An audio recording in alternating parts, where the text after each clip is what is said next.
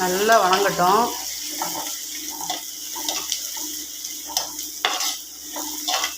செட்டிநாடு ஃபேமஸான வெங்காய கோஸ்ட்டு உப்பு சேர்த்துக்கலாம்.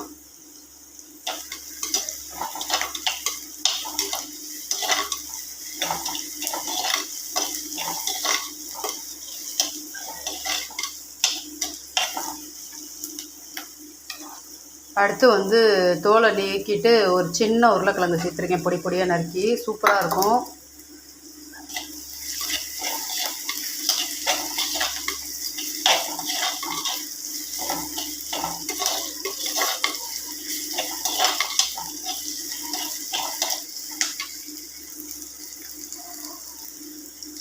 அடுத்து 2 பழம் தக்காளி,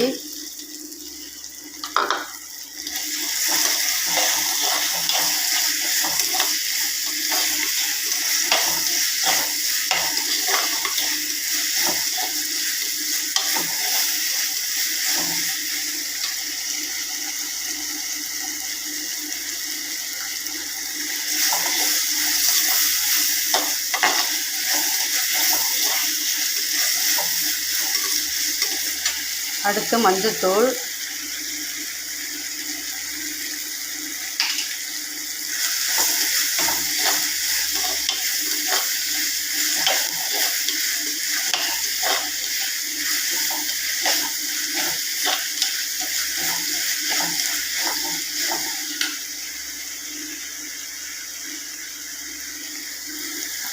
இந்த மசால் பார்த்தீங்கன்னாக்கா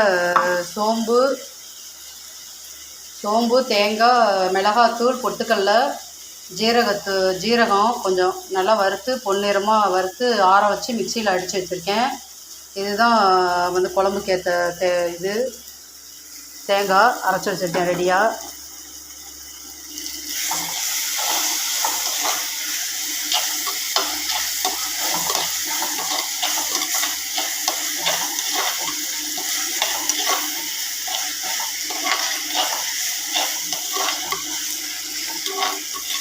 நல்லா வணக்கினாலே போதும்.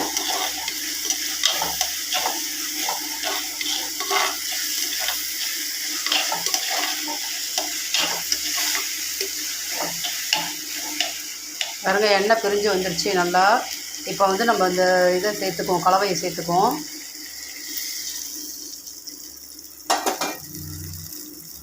சூப்பரான சுவையான செட்டிநாடு வெங்காய கோஸ் ரெடி ஆயிடுச்சு.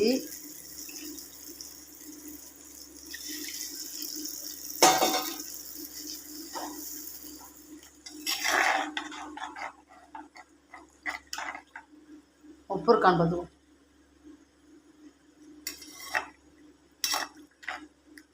உண்மையாலுமே சொல்கிறேன், சூப்பராக இருக்குது. நல்லா டேஸ்ட்டாகவும் இருக்குது, வித்தியாசமாக இருக்குது. இது செட்டிநாடு வெங்காய கோஸ்து சூப்பராக இருக்குது. நீங்களும் இது மாதிரி ட்ரை பண்ணி பாருங்கள். கொதி வந்தோடனே எதுவுமே போட வேணாம், இறக்கி வைக்க வேண்டியதான்.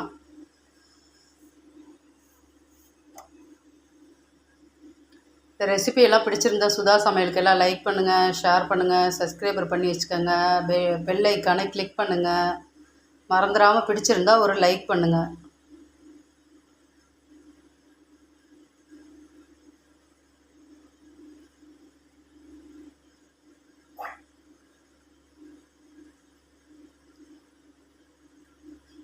ஃபஸ்ட்டு ஒரு கடாயில் சீரகம் 1 ஸ்பூனு, சோம்பு 1 ஸ்பூனு, மிளகாத்தூள் 1 ஸ்பூனு, தேங்காய் எல்லாம் அரைச்சிக்கணும். பொட்டுக்கடலை 4 பொட்டுக்கடலை போட்டு அரைச்சி எடுத்துக்கணும்.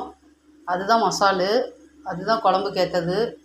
அதுக்கப்புறம் வெங்காயம், தக்காளி, சோம்பு, பட்டை, கிராம்பெலாம் போட்டு தாளித்து இதை தூக்கி ஊற்றினாவே வெங்காய கோஸ்து சூப்பராக ரெடி ஆயிடுச்சு.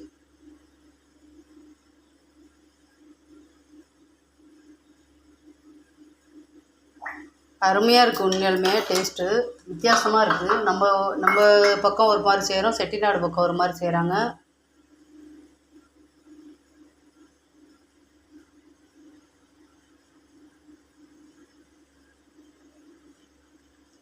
எதுவுமே சேர்க்கல, ஜீரகம், சோம்பு, தேங்காய், மிளகாத்தூள், பொட்டுக்கடல. சூப்பரான டேஸ்ட்டாக இருக்குது. நல்லா கொதித்து வருது பாருங்கள்.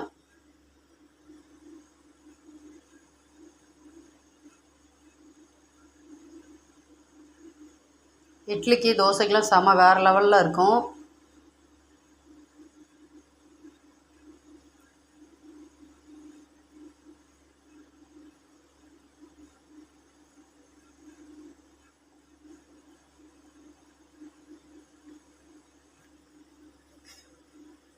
வேறு கருவேப்பிலையோ கொத்தமல்லியோ எதுவுமே போட செலவு